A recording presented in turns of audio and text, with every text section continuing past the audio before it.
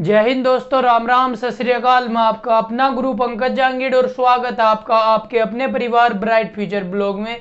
और हम पढ़ रहे हैं योद्धा बैच। अब भौतिक विज्ञान होगा आपका ब्रह्मास्त्र। मुझे खेद है कि पिछली 2 क्लास हम नहीं ले पाए क्योंकि लाइट का इशू हो रहा था, तो थोड़ा कॉम्प्रोमाइज करिए और हम जल्दी उम्मीद है हम पूरी कोशिश करेंगे कि आपकी अगली बार ऐसी समस्या ना हो। तो हम भौतिक विज्ञान में एक चैप्टर पूरा कंप्लीट कर चुके थे, मात्रक एवं मात्रक पद्धति। वो पूरा कंप्लीट हो चुका था। अब आज हम इसमें क्वेश्चन करेंगे, जितने भी क्वेश्चन आपके एग्जाम में पूछे जाए इस चैप्टर से जुड़े हुए। तो उम्मीद है आपने सभी सारा याद कर लिया होगा। अगर आपने पिछली क्लासेज नहीं देखी तो अभी जाओ, डिस्क्रिप्शन में आपको प्लेलिस्ट मिल जाएगी योद्धा बैच साइंस के नाम से। तो वहां पे जाकर आप A to Z इंट्रोडक्शन से अब तक की सारी वीडियो देख लो। 5-6 वीडियो के आसपास हुई। तो आप पूरी वीडियो देखने के बाद अब उसके बाद आज की वीडियो देख लियो तो आपका पूरा मजा आ जाएगा। तो चलते हैं क्वेश्चन से पहले एक टॉपिक की बात करेंगे, भौतिक राशि। वैसे मैं सोच रहा था अगले चैप्टर में इस चीज को पढ़ा, लेकिन इस चैप्टर में कुछ क्वेश्चंस इससे जुड़े हुए भी आवेंगे। तो छोटा सा एक टॉपिक है भौतिक राशि क्या होता है। तो हेडिंग डाल लो भौतिक राशि, उसके बाद हम इस चैप्टर के क्वेश्चंस करेंगे जो आपके एग्जाम में पूछे गए, पूरा घटना चक्र करेंगे। भौतिक राशि, तो भौतिक राशि क्या होता है, भौतिक राशि होती क्या है। भौतिक राशि भौतिक सिद्धांतों को व्यक्त करने के लिए भौतिकी का वह गुण जिन्हें हम आंकिक मान के रूप में व्यक्त कर सके। आई बात समझ में? यानी कि भौतिक सिद्धांतों को बताने के लिए, भौतिकी के सिद्धांतों को, यानी कि जो आपके एक्सपेरिमेंट वगैरह है उनको बताने के लिए, जो प्रिंसिपल हो फिजिक्स के उनको बताने के लिए, भौतिक के सिद्धांतों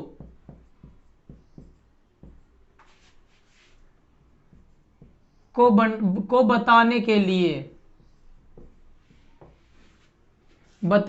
लिए या आप लिख सको दर्शाने के लिए, भौतिक के सिद्धांतों को दर्शाने के लिए, दिखाने के लिए जिस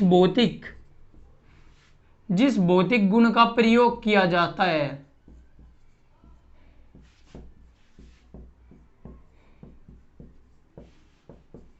जिस भौतिक गुण का प्रयोग किया जाता है, जिस भौतिक गुण का प्रयोग किया जाता है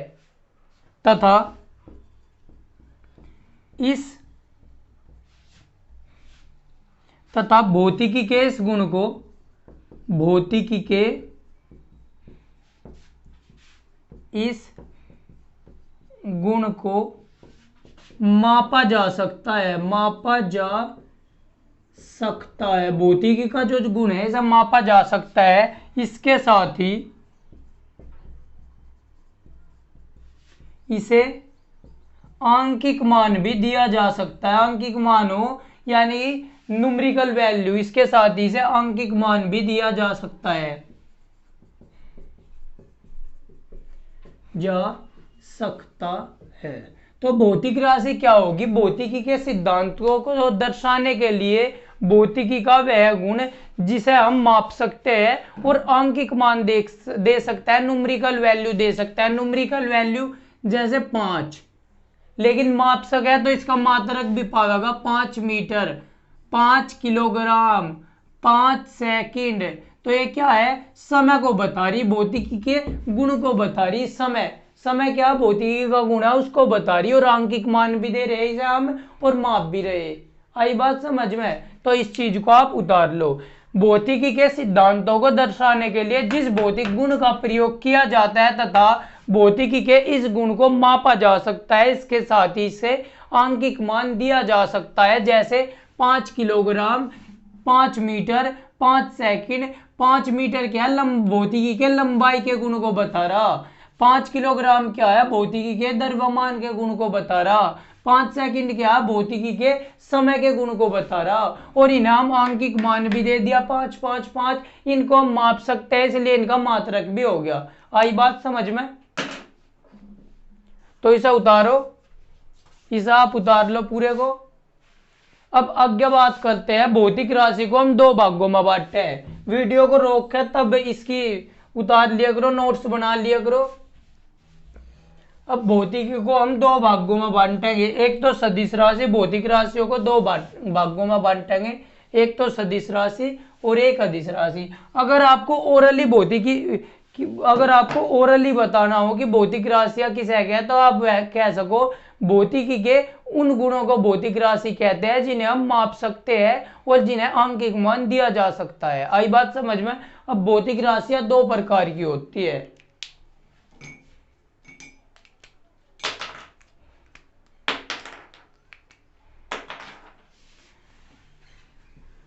भौतिक राशियों के प्रकार। भौतिक राशियों के प्रकार। भौतिक राशियां कितने प्रकार की होती है? भौतिक राशियां आपकी होती है दो प्रकार की। भौतिक राशि आपकी होती है दो प्रकार की। सबसे पहली सदिश राशि, सदिश राशि। आपकी दूसरी हो जाएगी अदिश राशि, अदिश राशि। सदिश राशि को आप बोल दो वेक्टर क्वांटिटी, वेक्टर क्वांटिटी। इसे बोल दो scalar, scalar quantity. Vector quantity, scalar quantity. Vector quantity सदिश राशि, इसकी परिभाषा क्या हो जाएगी? शॉर्ट में लिखो आप, क्या परिभाषा हो जाएगी? परिमाण प्लस दिशा। जो आपकी सदिश राशि होती है उसमें आपको परिमाण के साथ साथ दिशा भी दिखाई देगी। वे सभी राशियां जिसको परिमाण के साथ साथ दिशा भी दिखाई देती है तो सदिश राशि, या वे सभी राशियां जिनको व्यक्त करने के लिए परिमाण के साथ साथ दिशा का भी बताना पड़ता है, दिशा को भी बतलाना पड़ता है, कौन सी राशि कहलावेगी? आपकी सदिश राशि। जैसे मैंने कह दिया 5 किलोमीटर पूर्व, इसका मतलब है 5 किलोमीटर दूर जा रहा वो किस तरफ? पूर्व दिशा में। तो इसमें 5 किलोमीटर से काम नहीं चला, पूर्व भी बताना पड़ेगा। तो यह आपका हो जाएगा विस्थापन। विस्थापन कितना होगा? 5 किलोमीटर पूर्व, पूर्व दिशा में 5 किलोमीटर का विस्थापन हुआ। तो विस्थापन हमेशा कौन सा होगा? जिसे दिशा भी बतावेंगे, सदिश राशि होगा। तो जो भी सदिश राशि होगी उन्हें हमें दिशा भी बतानी पड़ेगी। खाली इतना काम नहीं चले कि 5 किलोग्राम कह दिया तो काम चल जाएगा, बिल्कुल नहीं काम चले, दिशा को भी बतलाना पड़ेगा। अदिश राशि जिनको व्यक्त करने के लिए केवल परिमाण की आवश्यकता होती है, केवल परिमाण की आवश्यकता होती है। तो क्या हो आपका क्या हो जाएगा? अदिश राशि कहलाती है। आपसे पूछेगा निम्न में से बताइए कौन सी सदिश राशि है, कौन सी अदिश राशि है। तो सदिश राशि और अदिश राशि की परिभाषा आपसे बहुत कम पूछी जाएगी, बस आपको पता रहना चाहिए सदिश राशि परिमाण और दिशा दोनों होगी। आई बात समझ में? यानी कि न्यूमेरिकल वैल्यू के साथ साथ आपकी डायरेक्शन भी रहेगी। और जो आपकी अदिश राशि रहेगी केवल न्यूमेरिकल वैल्यू होनी चाहिए, केवल फिजिकल क्वांटिटी होनी चाहिए, आपको डायरेक्शन की जरूरत नहीं है। अदिश राशि। अब कौन सी राशि सदिश होगी, कौन सी राशि अदिश होगी, यह आपको प्रैक्टिस से ज्यादा अच्छा पता चल जाएगा और आपको याद करनी पड़ेगी। मैं 5-7 आपकी सदिश राशि लिखवाऊंगा, 5-7 आपकी अदिश राशि लिखवाऊंगा, उसमें आपका काम हो जाएगा। और जो नई नई भौतिक राशियों के बारे में पढ़ते चलेंगे, आगे फिजिक्स में बढ़ते चलेंगे, उनकी बात करते चलेंगे कि ये सदिश राशि है या ये अदिश राशि है। आई बात समझ में? तो सदिश राशि एक तरफ सदिश राशि डाल लो, एक तरफ अदिश राशि डाल लो। एक तरफ लिख लो सदिश राशि, दूसरी तरफ लिख लो अदिश राशि। और मैं फिर दोबारा कह रहा हूं आपके ग्रुप डी के एग्जाम में ये इतना कारगर सिद्ध होने वाला कि आप खुश हो जाओगे देख के। आपकी क्लास में तो आपको 95% तक का ऐसा ही एग्जाम में रखने को मिलेगा। ऐसा कैसे ही क्वेश्चन मिलेंगे 90+%, 90 से ज्यादा मिलेंगे आपको। ठीक, आई बात समझ में? मैं कोशिश करूंगा 100 to 100 मिले, लेकिन 90+ की मैं गारंटी ले रहा हूबहू क्वेश्चन आपको फिजिक्स में से मिलेंगे उठे हुए। तो जितना हो सके शेयर करो, जितना हो सके मन लगा कर पढ़ाई करो। आई बात समझ में? बहुत बड़े बड़े संस्थान हैं जो आपके ऑनलाइन स्टडी का फायदा उठा रहे हैं, उन्हें कुछ नहीं लेना देना आपका सिलेक्शन हो रहा है या नहीं हो रहा, आपके एग्जाम में कुछ मिलेगा या नहीं मिलेगा। उन्हें देखना कि आप वहां पढ़ रहे हो, उनका कोर्स खरीदा है या नहीं खरीदा है। कोर्स खरीदने के लिए वे हर पर्थक प्रयास करें, एडवर्टाइजमेंट करवाएंगे, जो आपके फेवरेट ब्रांड रहेंगे ना, जो आपके हीरोइन हीरो वगैरह होते हैं, जो आपके प्लेयर्स होते हैं, उनसे आपके वो करवाएंगे, एडवर्टाइजमेंट करवाएंगे, जिससे आप कोर्स खरीदो।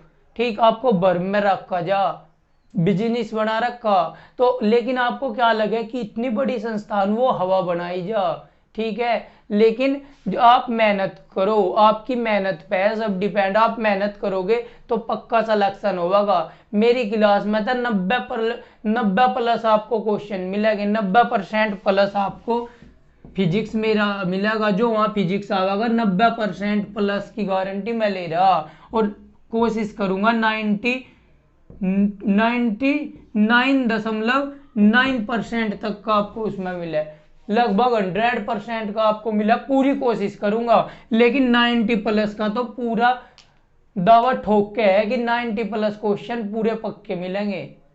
90 प्लस क्वेश्चन का मतलब है 10 में से 9 क्वेश्चन आपको फिजिक्स के मेरी क्लास में से मिलेंगे। और फिजिक्स के क्वेश्चन आवे 10 तो मिनिमम आए, 15 तक 10 और 15 के बीच आवे। फिजिक्स के क्वेश्चन आपको ग्रुप डी के एग्जाम में 10 से 15 को देखना मिलेगा। और मैं आपको ये कह रहा, अगर 10 क्वेश्चन आए तो 9 क्वेश्चन मेरे में से मिलेंगे, अगर 15 क्वेश्चन आए तो 13 क्वेश्चन मेरी क्लास में से मिलेंगे आपको हूबहू। एक बार तैयारी तो करो, एक बार रेगुलर तो पढ़ो। आई बात समझ में? अब देखते हैं, एक तरफ सदिश राशि डाल लो, एक तरफ अदिश राशि डाल लो। सदिश राशि हमारी कौन सी होगी, अदिश राशि हमारी कौन सी होगी? सदिश राशि।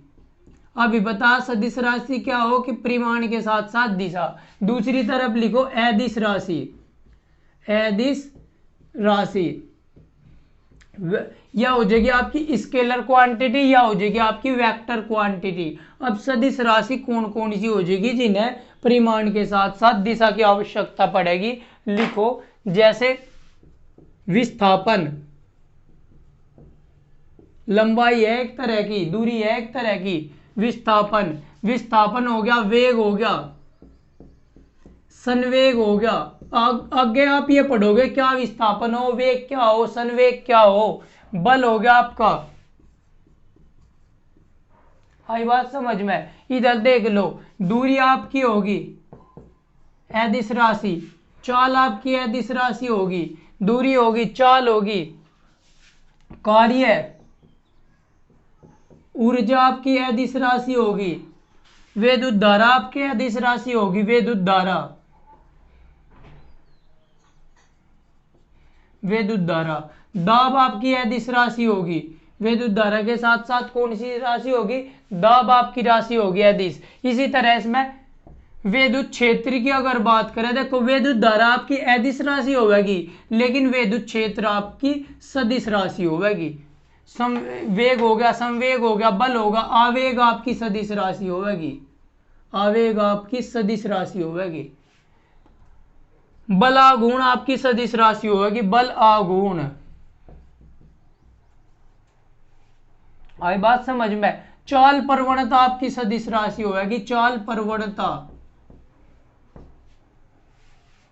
इसमें दूरी, चाल, कार्य, ऊर्जा, विद्युत धारा आपकी अदिश राशि होगी, दाब आपकी अदिश राशि होगी, समय आपकी अदिश राशि होगी, ताप भी आपकी अदिश राशि है, ताप भी आपकी अदिश राशि है। आई बात समझ में? इसी तरह अदिश राशि आपकी कौन सी है? विद्युत धारा होगी, चुंबकीय धारा होगी, चुंबकीय धारा होगी, चुंबकीय धारा। आई बात समझ में? विद्युत क्षेत्र जो आपका होगा वो सदिश राशि होगी, विद्युत क्षेत्र आपकी सदिश राशि होगी, ऊपर भी लिखवा दिया। चुंबकीय क्षेत्र भी आपका सदिश राशि होगा, चुंबकीय क्षेत्र भी आपका सदिश राशि होगा। ये मोटी मोटी याद कर लो, और सब मैं लिखवाऊंगा धीरे धीरे जब आगे चलेंगे, ठीक है, तो ये आप याद कर लो। सबसे ज्यादा क्या पूछा जा, कार्य का पूछ लिया आपसे, आपसे दाब का पूछ लिया, आपसे विद्युत धारा का पूछ लिया, ताप का पूछ लिया, ये जो सबसे ज्यादा पूछे जो आपसे, क्योंकि विद्युत धारा में आपको नेगेटिव पॉजिटिव हो तो डायरेक्शन हो, लेकिन फिर भी अदिश राशि में रखा जा। टेम्परेचर हमेशा उच्च ताप से निम्न ताप की तरफ बहेगा, लेकिन फिर भी ये अदिश राशि में रखा जा। इसलिए कुछ क्वेश्चन है जिससे उन्हें पता है कि गलती करेगा बच्चा, तो ये आपको याद करनी पूरी। जैसे जैसे हम आगे पढ़ेंगे क्यों ऐसा हो, यही क्यों सदिश राशि हो, तो इन पर बात करेंगे। फिलहाल आपको डायरेक्ट याद कर लियो, ये आपकी सदिश राशि है, ये आपकी अदिश राशि है। आई बात समझ में? और भी बहुत सारी होगी, लेकिन जो ज्यादातर इंपोर्टेंट आपके एग्जाम के लिए उसकी बात करेंगे। तो अब क्वेश्चन करता आपका पूरा मात्रक का चैप्टर, मात्रक एवं मापन पद्धति पूरा चैप्टर कंप्लीट हो गया। अब हम क्वेश्चन करेंगे आपके घटना चक्र में, जितने भी क्वेश्चन आए 2 सेशन में करेंगे, एक तो आज और एक कल। कल तक आपके जितने भी क्वेश्चन इस चैप्टर में आए होंगे आज तक एग्जाम में सारे हम कवर कर लेंगे। इसके साथ ही जी पूरा फिजिक्स हो जाएगा, एक स्पेशल सेशन लेकर आऊंगा जो बहुत ज्यादा बेहद इंपॉर्टेंट है आपके एग्जाम के लिए।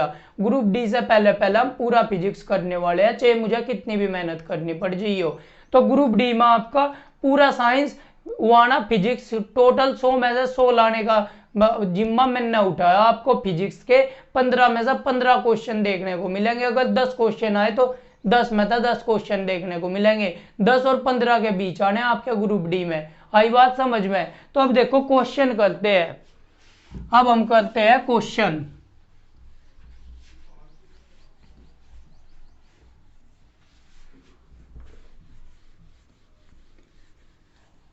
तो देखो अब आप तुरंत निकाल लोगे, बस आपको याद होना चाहिए। अगर आपने याद नहीं करा तो पहले जाके पिछला सारा रिवाइज करो, जो अब तक आपने पढ़ा वो सारा क्लास का रिवाइज करो, उसके बाद क्वेश्चन निकाल लो। आज आपका एक चैप्टर का पूरा अंत होने वाला है, पूरा हमने पछाड़ दिया ऐसा बढ़िया तरीके से। अब हम इसके क्वेश्चन करेंगे, अखाड़े में अब जंग होने वाली है आपके साथ। आपका अब देखा जाएगा आपने कितना सीखा, आपने कितना पढ़ा और एग्जाम में किस तरह के क्वेश्चन आवे।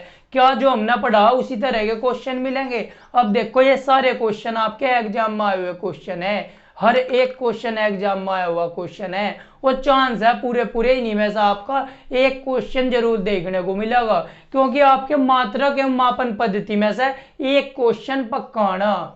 दूसरा क्वेश्चन आपका आंकड़े कहीं में से, एक तो आंकड़ा मापन एवं मात्रक एवं मापन पद्धति में से, दूसरा आंकड़ा मापक यंत्र में से। इस भौतिक राशि को किस मापक यंत्र के द्वारा मापा जाता है, वो सब आवेगा।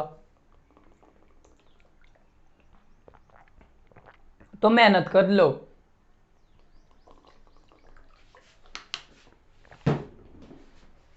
स्क्रीन पर आपको क्वेश्चन दिख रहा होगा, स्क्रीन पर आपको क्वेश्चन दिख रहा होगा। आवेग एक मात्रा है। आवेग क्या है? आवेग दे दिया, आवेग अभी बताया। आवेग क्या है? एक सदिश राशि है। आवेग क्या है? एक भौतिक राशि है। आवेग, आवेग क्या हो? भौतिक राशि हो। इसका सूत्र क्या हो? बल गुणा समय। आवेग का हो बल गुणा समय। आई बात समझ में? इसे संवेग परिवर्तन की दर भी कहते हैं, संवेग परिवर्तन की दर। अब आपकी थोड़ा कम समझ में आएगा, क्योंकि ये चीज हमने पढ़ी नहीं, ये चीज हमने पढ़ी नहीं, क्योंकि ये चीज हम आगे पढ़ेंगे। लेकिन मात्रक तो पूछेगा आपको, राशि तो पूछेगा, तो आपको बस इतना पता रहना चाहिए आवेग क्या है?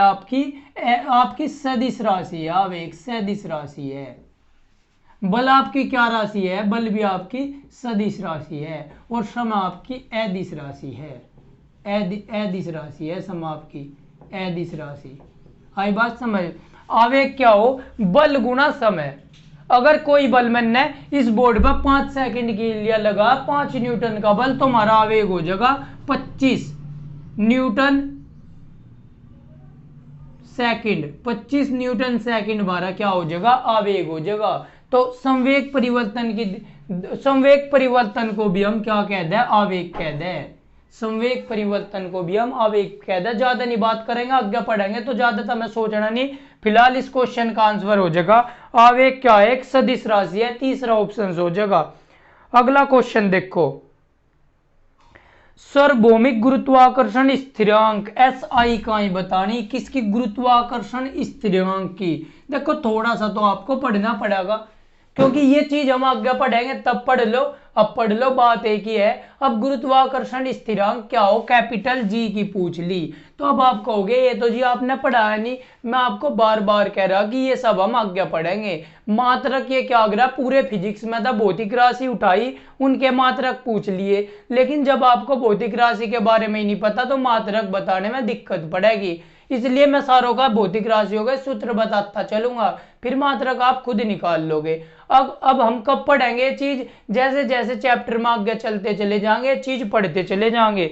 सार्वभौमिक गुरुत्वाकर्षण स्थिरांक क्या है, आपको पता न्यूटन ने एक नियम दिया था गुरुत्वाकर्षण बल का नियम, की ब्रह्मांड में प्रत्येक वस्तु एक दूसरे को अपनी ओर आकर्षित करे। आई बात समझ में। और जो ये बल लगा उनके बीच बल बराबर हो दोनों वस्तुओं के द्रव्यमान के गुणनफल के बराबर हो और उनकी बीच की दूरी के वर्ग के व्युत्क्रमानुपाती हो, और इसके यानी कि इसके अनुक्रमानुपाती हो। अगर द्रव्यमान बढ़ा तो बल भी बढ़ेगा, अगर बीच की दूरी जितनी बढ़ेगी बल उतना ही घटेगा। अब इस नियतांक को इसे जो अनुक्रमानुपाती का चिन्ह हो इसे हटा कर बराबर लगा देख रहे हैं और एक स्थिरांक ले लेख रहे हैं कैपिटल G।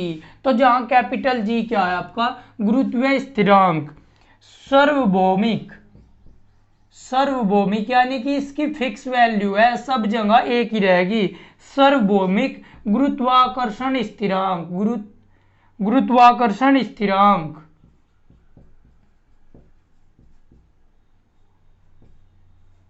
सार्वभौमिक गुरुत्वाकर्षण स्थिरांक। अब आपको इसका हमें क्या बताना, वैल्यू बतानी। आई बात समझ में। मात्रक बताना, मात्रक बताने के लिए देखो क्या हो रहा है, मैंने आपको बता रखा, इसे मिटो दूं। मात्रक बताने के लिए इस चीज को इधर रख लो और को उधर ले जाओ आप दूसरी तरफ, तो आपका क्या बन जाएगा, आपका बन जाएगा कि कैपिटल G बराबर हो जाएगा R स्क्वायर F गुणा R स्क्वायर अपॉन M1 गुणा M2, ये बन गया। अब F क्या है आपका, आप कहोगे बल है, तो बल का मात्रक कितना हो जा, बल का मात्रक हो जा न्यूटन। आप कहोगे हाँ जी आपने बताया था बल का मात्रक न्यूटन मीटर स्क्वायर, ये क्या है, दूरी है, दोनों वस्तुओं के बीच की दूरी, और दूरी का स्क्वायर, दूरी का मात्रक हो मीटर, तो दूरी का स्क्वायर इसका मात्रक का स्क्वायर हो जाएगा मीटर स्क्वायर।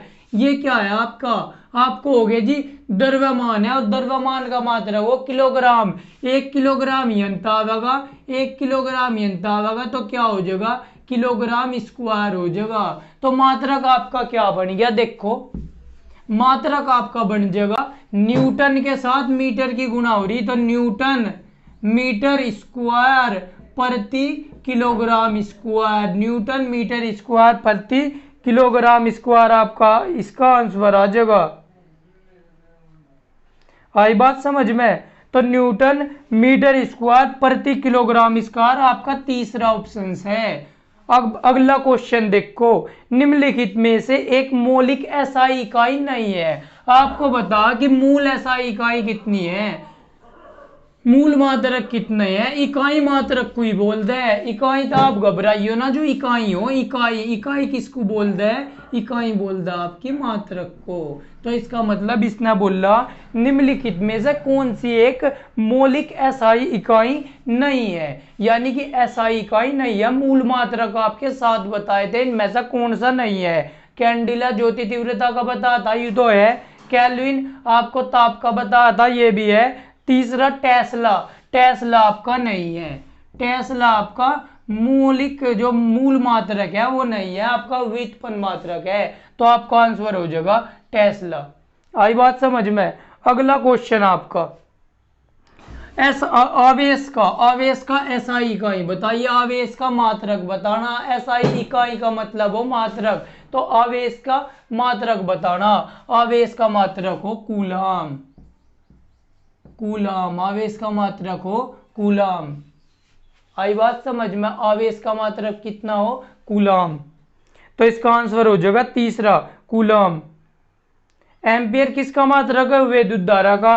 वोल्ट किसका मात्रक हो? विभवांतर का। और ओम किसका मात्रक हो? आपका प्रतिरोध का मात्रक हो। अगला क्वेश्चन, प्रतिबाधा की इकाइयां, वही प्रतिरोध को ही प्रतिबाधा बोलते हैं, प्रतिरोध को ही हम प्रतिबाधा बोलते हैं। तो प्रतिरोध की अभी बताई थी मैंने, प्रतिरोध या प्रतिबाधा। प्रतिबाधा हो क्या? प्रतिरोध।